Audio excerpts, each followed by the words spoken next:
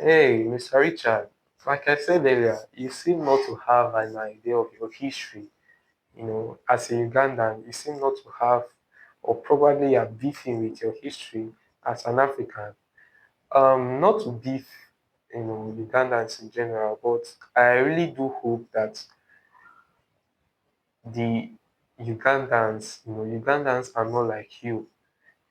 You understand? Because you are like the first Ugandan I'm interacting with, and the impression you are giving me, this first time impression is negative. So I hope that, you know, Ugandan mentality is not like this. In general, you understand the way you think, you understand. Because, okay, what are we arguing here?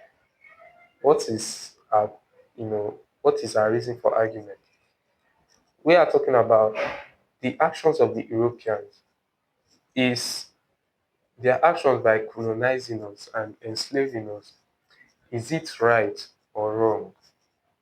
And you have me saying that, colonization did more harm than good. And as it stands now, I don't have one positive effect of colonization in Africa. So I don't have any good thing to say about it. I don't even think there's any good thing to say about colonization. You feel me? And you are here supporting the justification of the colonialists um, for colonizing Africa, saying they did more good to Africa. I don't really understand what type of African you are. You have no knowledge of your history. You have no knowledge of what your ancestors went through in the hands of these enslavers. But all that is past now. And, these people are, in a way realizing their mistakes, some of their new generation, and we are moving on. We are not here to hold on to history. But the point of argument at first was whether it was good or bad. And the reason why I have to reply you is because you not having an idea of your history is a very big mistake, and it's provoking, it's annoying. The fact that I saw a black man in your profile saying all those things you said under that video, you understand? Now you saying the Europeans are trying to make us, you know, hold on to history instead of holding our African leaders accountable. This system, which is giving us difficulty, because you see in almost all the African countries where you have conflict, it's as a result of tribal wars. You see this group fighting against this group dragging for power. You know, they struggle for who to have power. That system, that scenario was created by the Europeans. When they put us together for their economic gains, to exploit us economically. We were not supposed to be together at the first place. You understand?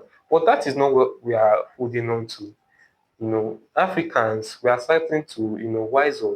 We are trying to, to be more united as Africans. We are going to be more united, to let go of our differences. That is the only way we can really grow, by, forming unity.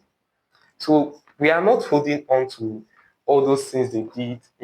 If what has happened. What we have to do now is coexist with each other, and find solutions to help us develop as a continent.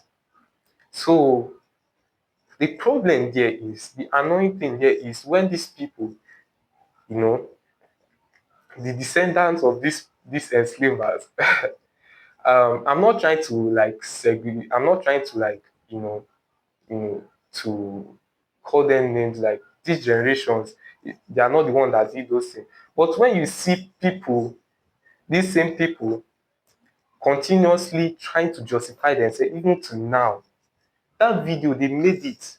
The essence of that video was to justify what their ancestors did, saying, you know, the European did good to us by colonizing us.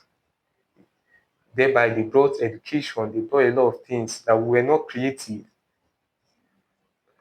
Are you kidding me? Over half of African. Go and check. the Benin massacres. These British, they looted African art. It's still in their museum till date. African artwork.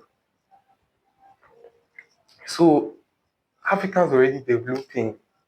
We did not need this disruption. Our development was disrupted by colonialism. So that's that. That's that.